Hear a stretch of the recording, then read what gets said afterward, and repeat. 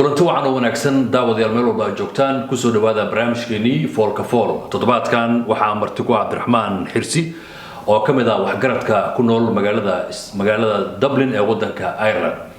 Cabdiraxmaan Xirsi waxa uu wadankan uu ku noolaa muddo ku siman 30 sano isagoona wax badan wadanka dadka Soomaalida u qabtay. waxaan wareysigan aan diirada ku saari doonaa arrimo fara badan oo ku saabsan wadanka Ireland iyo Soomaalida. Cabdiraxmaan Xirsi soo dhawow. ودوهاي أستاذ جمال وريا سر آدي آد بان ودوهاي وأنا كفرح سنة هاي مانت إنا هالكم كلنا. وحقك إن وقت كان وحاج جوكتي مدكوسي من صدق سنة يا جوكتي. آدي آد. إن بالكورن مركات صدق سنة كهر يو ما أنت سيدو يا سيد سومالي وتمدي واجد إيماني سين حالك سيدوها. إن فرق وين بقول حياة آد يا آد فرق آد وين بقول حياة الله هذا وقتي إن وتقرن كرتا كل هذه صدق كاسنا هرتا سيدك بينكم مرتي وأنا وحن ملايين هذا إن شاء الله نمت لكن فرق آد وين بقول حياة إن جر هذا ندب الله بتهرتا وحجاي روح في عن ذات كصومالية مركلية هذا أيرلند مقل بدن مين مقل جرين كلية صورة دلقة هيستوي حياة هي دجال هذا وقوي يو كونفورت يو إنجليز كي يجوا حياة أنت بدن صومالي ما أوجا ودن ليه هذا Republic of Ireland باجرة أو أن يبقى جرين oo wadan Yurub ah oo nabad ah ma yan ogeyn marka in yar haddaan dib ugu laabano hadda gadaal ahaan Ireland wadankan dadka indigenous-ka waxa la sheegay inay ilaa iyo 10,000 sano la degan yahay waayadii dambe xilliyo aad u fog baa waxa u yimid dadkan Scandinavian-ka ku soo duulay iyo Norman-ka Anglo-Norman dadkan la dhaho Ingiriiska iyo wadanka la yiraahdo Germany dadka ka yimid dadka ayaa ku soo duulay marka wadankan marka si ahaan waa wadan aad iyo aad marka la eego waxay isu dhow yihiin wadamadii la gumeystay waxyaabo badan baan waliba Soomaali marka nahay wadankan waxa lagu tiriyaa waa dadka waa wada gabyaa dadka wadankan waa shucara waxay leeyihiin dhaqan ugooniye waxay leeyihiin sport ugooniye waxay leeyihiin macna wax waliba waa ugooni waa wadan wax ay isku filan oo gooni ay u samaysteen waxooda marka waa wadankan Ireland waxa la dhihi karaa waa wadan marka la eego siyaasiyan iyo xataa aragti ahaanba u dhow wadamadii la gumeystay because dibkii ka dhacay wadankan aad buu u weynaa waliba ay Ingiriiska ku sameeyeen marka laga soo bilaabo 12th century ilaa iyo hadda mar dhow bay joogeen wadankan wuxuu xornimo qaatay 1921 31giina republic buu noqday wixii ka dambeeyay Ingiriisku ku xiroobay marka wadankan dhibaatooyin badan baa soo maray waxyaabaha Soomaali oo aan ka tilmaami karo waxa kamid ah gaajadii soo martay 1840s ilaa iyo 52 dhibaato aad u weyn baa soo martay wadankan oo waxa ugu badan ee wadankan laga beerto wuxuu ahaa halka la yiraahdo potato ama baradhada ajiib baradhadii beeran jireen wadankan Ingiriiska wuxuu u haystay landlord buu ka ahaa dadkana tenant way ka ahaayeen iska shaqaalon bay iska ahaayeen adiga beerahoodii iyo dhulkoodii baa lagu gumaysanayay sida Southern Africa iyo Africa inteeda badan ba markaa ka jiray waa wadan markaas gumaysi ku jiray gumaysi caadi ku jiray marka dhibaatada jirta waxay ahayd dadkii way la dagaalameen way ka hor imaadeen macna waxyaabo badan bay sameeyeen marka xilliyada kamid ah 1940s waxa dhacay bahal gaajo aad u weyn oo dadkii laysay ilaa iyo 1 milyan baa dhimatay 2 milyan wadanka way ka qaxday marka dhibaatada ay dhacday waxyaabaha hadda ilaa iyo hadda ay muslimiinta xiriir u leeyihiin ugu xiran waxa kamid ah Sultan Abdul Hamid ki Turkey Ottoman ayaa waxay noqotay horta gaajadii ugu weyneed ee xilliga jirtay adduunka oo dhan marka wuxuu u ballan qaaday inuu siini doono 10,000 oo pound waa lacag aad u badan xilliga joogtay 1800 waad garan kartaa marka dawladda Ingiriiska diiday arintii dawladda Ingiriiska waxay u diiday boqoradii waxay tiri aniga waxaan bixin rabaa 2,000 oo pound boqorada wax ay bixiso wax ka badan qof bixin karaan lama ogolaba sida awgeed wuxuu bixiyay 1,000 laakiin wuxuu soo raaciyay 5 markab oo cunto ah Ottoman ka soo raacnaa Ottoman waa Sultan Abdul Hamid ilaa iyo had way jecel yihiin magaalada Doroheeda la dhaho agteena magaaladan ay ka soo degtay ilaa iyo 5 markab ilaa iyo maanta aan joogno Doroheeda football club-kooda calaamadooda haddaad eegto waa bishi iyo xidigii Turkiga Turkiga macna heerka uu xiriirka kuma muusay macnaha aad iyo aad gargaarkii markaasi ay ka heleen dawladda Cuthmaaniyiinta absolutely waa lagu maamuusay arrimaha kale dhacay waxay ahayd oo la yaab kale wadankan macnaha si walbay oo la dagaalameen Ingiriiska physically way oo la dagaalameen حتى culturally oo la dagaalameen haddaad eegto Irishka football ma laha footballka adduunka laga garanayo ma dheelaan waxay leeyihiin Irish football waxa lagu gooniya oo loo gacan sida rugby lagu dheelo waxay kamid ahayd wax la dhaho macnaha dagaal waxa way dhaqan wax walbo xiriir la Ingiriiska ka dheeraanayeen magaca booliska waa bedeleen magaca booliska way bedeleen gaarda la dhahaa meesha waad aragtay ajiib waxyaabo badan waxyaabaha aan hadda kaloon xusi karo waxa kamid ah kelmaddan hadda boycott la dhaho ma aragtay Ingiriiska ku jirto meeshay ka bilaabatay halkan bay ahayd waxa jirtay dad la dhaho tenants oo beeraha Ingiriiska landlordyada dad baa wakiilo u ahaa wakiilada dad bay ku shaqeyn jireen magaalo dhan baa hal nin ku shaqeyn jiray oo kamid ah wadankan ajiib marka Charles boycott al jiray magaciisa marka ninka wuxuu sameeyay macna aad buu u dhibay dadkii nin waxa jira la dhihi jiray Charles Stewart Parnell oo dadkii wadankan u soo dagaalamay ahaa aad iyo aad waa hero macna waa republican ah hadda marka tagto Cornell Street maaragtay meeshan uu ka bilowday taalada ugu hore taaladaas Parnell wadadana Parnell Street la dhahay inaad garmay ninkaas ayaa wuxuu dadkii u soo jeediyay wuxuu yiri ninkan waa inaad xiriir la yeelanin xiriir oo dhan kaligiisa ka jooga magaalada uu idin xukuma dibkan uu idinku haya maxaa sameeyay British waa wakiil waa haga xiriirka oo dhan u gooyay xiriirkii loo gooyay ninkii uu ku noolaan waayay magaalada oo ka soo carray boycott kelmadda la meesha ka timid oo hadda luqadda Ingiriiska ku darsan marka dadkan dhibaatooyin aad u faran badan ayay soo mareen dhanka kale Soomaali hadda nahay wadankan macnaha marar badan ayaa xiriir ma dhihi kari laakiin ay maqleen ay ka warhayaan Soomaalida iyo mesela had nin waxa jiri jiray King's Rifle waxa jira ciidamo la dhihi jiray African King's Rifle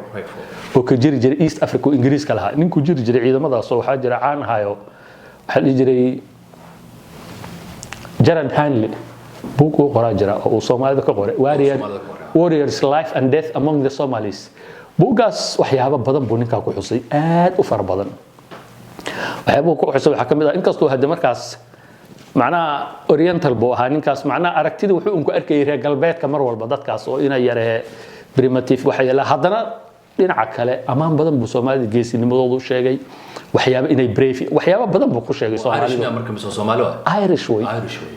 dadkii ugu horeeyeen ugu imaan magaalada Soomaalida ahaa qabrigiisa ka qayb galeen goormeed 92 buu ku dhintay wadankan 92 joogtay 92 ma joogin aniga waxaan nimid 92 buu wadankan jooga dad marka joogaa jir markuu dhimanayay waxa la yiraahdaa Gerald Hanley waa nin caan ah dadka badana waa qoraa weyn oo caanka adduunka laakiin waxay u haystaan Ingiriis inuu yahay waa Irish wuxuu ku aasan yahay meeshan Danleeri la yiraahdo ninka marka qofka Irishka ama kaan wadankan ku cusbeen suuradu ka haysto waxa way wixii intii wax akhrisay macnaha Gerald Hanley wixii uu naga sheegay bay kugu sheegayaan macnaha dad in gabya ay yihiin geesiyaal yihiin bala waxyaabo dhan xun waa jirta oo uu leeyahay macnaha bantuuga xataa way ka aqli badnaayeen Soomaalida which is not good marka loo eego hadii waa ungumeysi iyo xaaladiisa ay taariikhdaas marka uu Soomaalida uu kaga qoray ama buugaas uu kaga hadlay ma asaga Soomaaliya tagay mise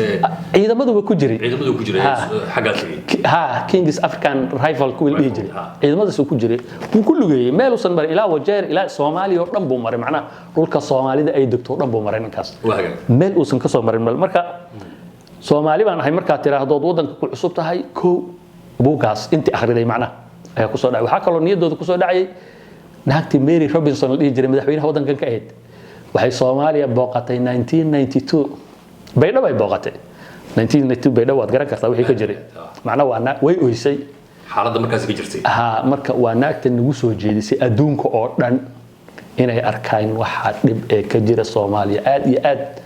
bay macnaha meel bay nooga soo baxday gabadha aad u fiican way oo qiimo leh ilaa hadda way macnaha waa la xusaa waa la sheegaa marka waxa kale oo jira dadkii ugu horeeyay oo wadankan macnaha markaan nimid nagu soo dhaway horta dhibaatada jirta waxay ahayd meeshan dadkii ugu horeeyay maad meel walba dad baa soo jabay hadda waa la imanayaa sharciga la qaadanaya waa iska fududahay laakiin dadkii ugu horeeyay wadanka soo gal waa la xiri jiray Monjay Birson ma aragtay xabsiga waqtiina meeshan dadka qaar waa la xiri jiray waayadii hore markay isdhiibaanba xabsi la geey jiray xabsi baa la gelin jiray sabab because system u yaal wadankan ma laha teeda kale oo yani ay ku qaabilayaan dadka soo galootiga illegally waa ku soo gashay wadankii dambiilata wadan sharci baa lagu socdaa